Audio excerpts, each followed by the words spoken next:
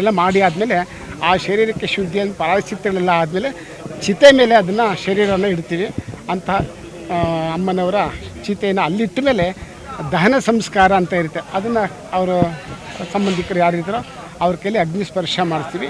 ಇದಿಷ್ಟು ದಹನ ಸಂಸ್ಕಾರದ ಕಾರ್ಯಕ್ರಮ. ಈ ತೆಲುಗು ಬ್ರಾಹ್ಮಣ ಶೈಲಿ ಏನು ನೋಡಿ, ನಮ್ಮಲ್ಲಿ ಬ್ರಾಹ್ಮಣರಲ್ಲಿ ಸುಮಾರು ಪಂಗಡಗಳಿದೆ. ಅದರಲ್ಲೂ ದ್ರಾವಿಡ ಸಂಪ್ರದಾಯ, ಆಂಧ್ರ ಸಂಪ್ರದಾಯ ಅಂತ. ಈ ಆಂಧ್ರ ಸಂಪ್ರದಾಯದ ತೆಲುಗುನವರು, ದ್ರಾವಿಡ ಸಂಪ್ರದಾಯದ ಕರ್ನಾಟಕದಲ್ಲಿ ಕೆಲವರು ಮತ್ತು ತಮಿಳುನಾಡವರು ಇರ್ತಾರೆ.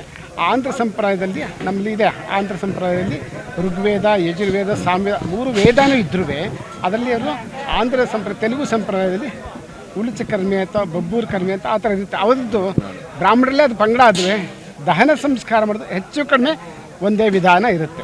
ವ್ಯತ್ಯಾಸಗಳು ಏನು? ವ್ಯತ್ಯಾಸ ಹೆಚ್ಚಿಂದೇನಿಲ್ಲ.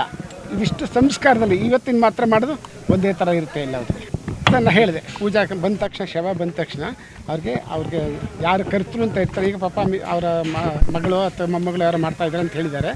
ಅವ್ರ ಕೈಯಲ್ಲಿ ಅವರು ಶುದ್ಧಿಯಾಗಿರ್ತಾರೆ. ಮೊದಲೇ ಹೇಳಿದೆ, ಅವ್ರ ಕೈಯಲ್ಲಿ ಸಂಕಲ್ಪ ಮಾಡಿಸ್ಬಿಟ್ಟು ಆ ಶವ ಸಂಸ್ಕಾರ ಮಾಡುವಾಗ ಆ ಶವಕ್ಕೆ ಸ್ನಾನ, ಒಂದು ಪಂಚಕವ್ಯದಂಥ ಶುದ್ಧಿ, ತೀರ್ಕೊಂಡಂಥ ಸಮಯದಲ್ಲಿ ಏನು ನೆನ್ನೆ ಶನಿವಾರ ಒಂದು ಮಾತ್ರ ಆಗಿದೆ. ಮಿಕ್ಕಿದ್ದಕ್ಕೆಲ್ಲ ಪ್ರಾಯಶ್ಚಿತ್ತ ಅಂತ ನಮ್ಮಲ್ಲಿದೆ. ಒಳ್ಳೆಯ ವಾರ ಅಂದರೆ ಕೆಟ್ಟ ವಾರ, ಕೆಟ್ಟ ನಕ್ಷತ್ರ, ಕೆಟ್ಟ ಯೋಗ, ಕೆಟ್ಟ ಕರ್ಣ, ದಕ್ಷಿಣ, ಅದಕ್ಕೆಲ್ಲ ಪ್ರಾಯಶ್ಚಿತ್ತ ಅಂತ ಇದೆ. ಜೊತೆಗೆ ಪರಿಯುಷಿತ ಅಂತ ನಮ್ಮಲ್ಲಿ ಹೇಳ್ತಾರೆ. ಪರಿಯುಷಿತ ಅಂದರೆ ನೆನ್ನೆ ತೀರ್ಕೊಂಡು ಇವತ್ತು ಸಂಸ್ಕಾರ ಮಾಡ್ತಾ ಇರೋದು.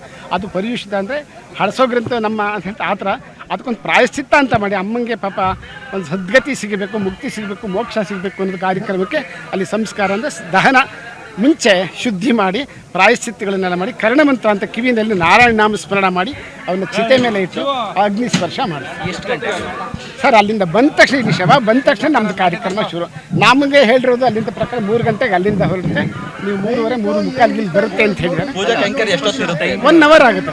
1 ಅವರ್ 10 ಏನು ಕಟ್ಟಿಗೆ ಎಲ್ಲ ಇಲ್ಲಿ ತಂದಿರೋದೆಲ್ಲ ಪಾಪ ಅವ್ರು ಏನು ವ್ಯವಸ್ಥೆ ಮಾಡೋದು ಕಾಡು ಕಟ್ಟಿಗೆ ತಂದಿದ್ದಾರೆ. ಅದರಲ್ಲಿ ಚಂದನ ಮತ್ತು ನಮ್ಮ ತುಳಸಿ ಕಾಷ್ಟ ಅಂತ ಹೇಳ್ತಾರೆ. ಇದಷ್ಟು ವಿಶೇಷ. ಅದು ಹೆಚ್ಚಿಗೆ ಇಲ್ಲದೇ ಇದ್ರೂ ಸ್ವಲ್ಪನಾರು ಸೇರಿಸಿ ಅವ್ರಿಗೆ ಅಮ್ಮಂಗೆ ಒಂದು ಸದ್ಗತಿ ಇಟ್ಟಿದ್ದಕ್ಕೆ ದಹನ ಮಾಡ್ತೀವಿ.